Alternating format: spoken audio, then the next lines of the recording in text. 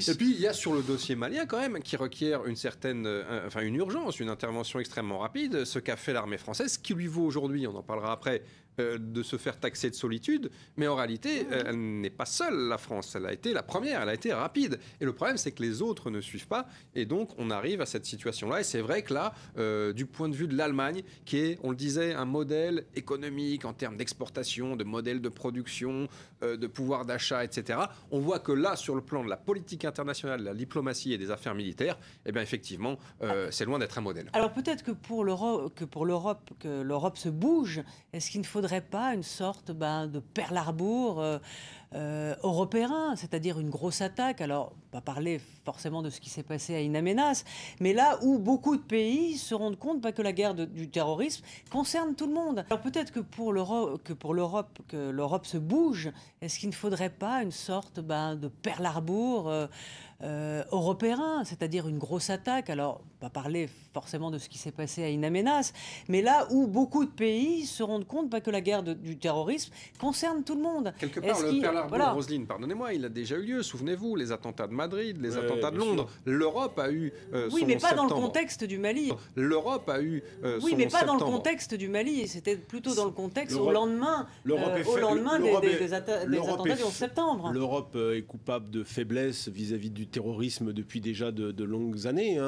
Et au fond, elle s'accommode de pouvoir éventuellement s'arranger, laisser de temps en temps les Français en première ligne, essayer de régler les problèmes en interne. Au fond, chacun a son prisme par rapport à la question profonde du terrorisme. Et puis l'Afrique, de toute façon, on sait que c'est un continent où les armées européennes rechignent à intervenir. Et puis l'Afrique, de toute façon, on sait que c'est un continent où les armées européennes rechignent à intervenir, sauf la France. La France est intervenue parce qu'elle était dans son rôle, elle est sur sa zone d'influence, sauf la France. La France est intervenue parce qu'elle était dans son rôle, elle est sur sa zone d'influence, et il était logique qu'elle soit la première et forcément seule au début.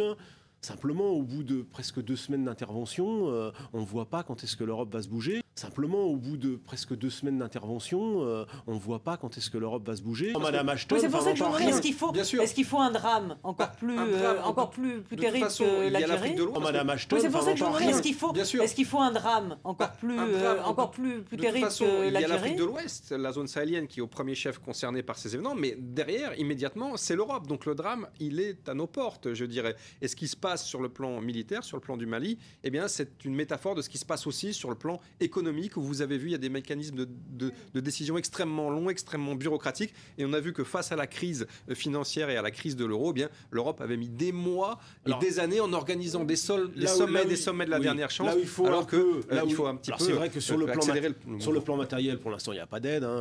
Si on veut être un peu caustique, les Anglais ont envoyé 2 avions, il y en a un qui est en panne à Évreux. Mais des gros avions. Des gros avions, il y en a un qui est en panne à Évreux, merci, quand même. Et alors, bon, sur le plan économique, on va positiver un peu, c'est-à-dire que tous les pays européens vont aider la France à financer cette guerre au Mali, qui va coûter cher, certes moins cher qu'en Libye, mais qui coûtera cher.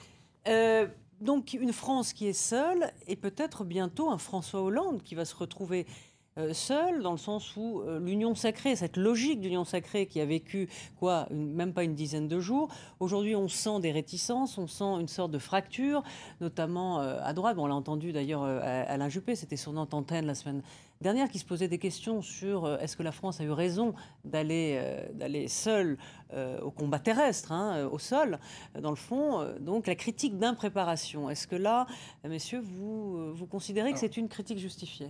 N'a-t-on pas le droit à un moment de critiquer, qu'on soit de droite ou de gauche, sur le fait que la France est partie un peu seule et un peu vite? Sur les 3 critiques que vous évoquiez, l'exécutif et la majorité ont trouvé immédiatement la parade. Sur l'impréparation, ils expliquent, et c'est vrai que François Hollande a suivi depuis le début la crise malienne, il a même été assez en pointe sur le plan international, c'est un fait. À l'ONU, il en parle, il a organisé une réunion, essayé de mobiliser notamment les États-Unis et l'ensemble des pays européens sur cette question, c'est le premier point. La solitude, comme je le disais tout à l'heure, les Français ont été les premiers à intervenir extrêmement rapidement après l'offensive des troupes djihadistes. Donc là-dessus, les Français ont été uniquement rapides, pas seuls. Le problème, c'est les autres. La troisième, c'est les troupes au sol. Et je dirais, le déroulement des opérations, ça, c'est ce qui pourrait pas pour l'instant, Surtout dans un mais à terrain, terme, voilà, un sur terrain, un terrain le extrêmement Kildare compliqué, désert, qui est ça quand à terme même, se retourner la contre critique le pouvoir critique politique. d'Alain Juppé, peut-être, il est peut-être un peu en avance. Cette critique-là va peut-être monter parce que c'est vrai que là, il y a un vrai risque potentiel si la France n'est pas rapidement soutenue par d'autres pays. Auquel cas, effectivement, on verra sans doute, parce qu'une guerre c'est long, une guerre c'est rarement propre. L'opposition a d'autres domaines pour critiquer François Hollande, y compris pendant la guerre. Je veux dire, la vie ne s'arrête pas parce que la France est en guerre au Mali. Je pense simplement que la droite prend un risque en se lançant sur un terrain qui n'est pas le sien. Et elle aurait grand tort à rompre l'unité nationale, qui prévaut encore aujourd'hui, il ne faut pas exagérer non plus, mais elle aurait grand tort à rompre ce front qui est nécessaire parce que c'est une guerre difficile et sans doute va-t-elle durer un peu plus longtemps que ne le disent aujourd'hui. Même si François Hollande se garde bien d'évoquer une date butoir, enfin, on voit bien qu'on est parti jusqu'à la saison des pluies, probablement pour l'intervention française. Alors peut-être que pour l'Europe, que l'Europe se bouge. Est-ce qu'il ne faudrait pas une sorte de Pearl Harbor européen, c'est-à-dire une grosse attaque? Alors, on va parler forcément de ce qui s'est passé à In Amenas, mais là où beaucoup de pays se rendent compte que la guerre du terrorisme concerne tout le monde. Que l'Europe